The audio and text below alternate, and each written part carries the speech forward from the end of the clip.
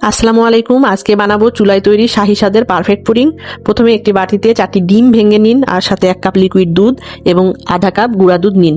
ডিমের গন্ধ দূর করতে আধা চামচ লেবুর রস, 1 চিমটি লবণ, সামান্য এলাচ গুঁড়া আর হাফ কাপ চিনি দিয়ে সব উপকরণ খুব ভালো করে মিশিয়ে নিন। এবার অন্য একটি পাত্রে 3 চামচ চিনি আর 2 চামচ ঘি দিয়ে ক্যারামেল তৈরি করে নিন। মিশ্রণটি ক্যারামেলের পাত্রে ছেঁকে ঢেলে নিন। পুডিংয়ের বাটিটি প্যানে বসানোর আগে 1 কাপ পানি ও একটি স্ট্যান্ড দিয়ে দিবেন। এতে বাটিটি নড়াচড়া করবে না এবং পুডিং ভিতরে ফেটে যাবে না।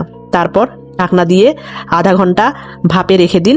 তারপর আধা ঘন্টা পর ঢাকনা খুলে পুডিং ঠিকমতো হয়েছে কিনা দেখতে একটি কাঠি পুডিংয়ের মাঝখানে ঢুকিয়ে বের করুন। কাঠিটি পরিষ্কার বের হলে বুঝবেন পুডিং তৈরি, আর লেগে থাকলে আরও কিছু সময় ভাপে রেখে দিন। চুলা থেকে নামিয়ে পুডিংটি আগে পুরোপুরি ঠান্ডা করবেন, তারপর 1 ঘন্টা ফ্রিজে রেখে প্লেটে ঢালবেন। এতে পুডিং ভাঙবে না। ব্যাস তৈরি দারুণ সুস্বাদু পুডিং। পুডিং রেসিপি কেমন লাগলো কমেন্টে জানাবেন আর ফলো দিবেন।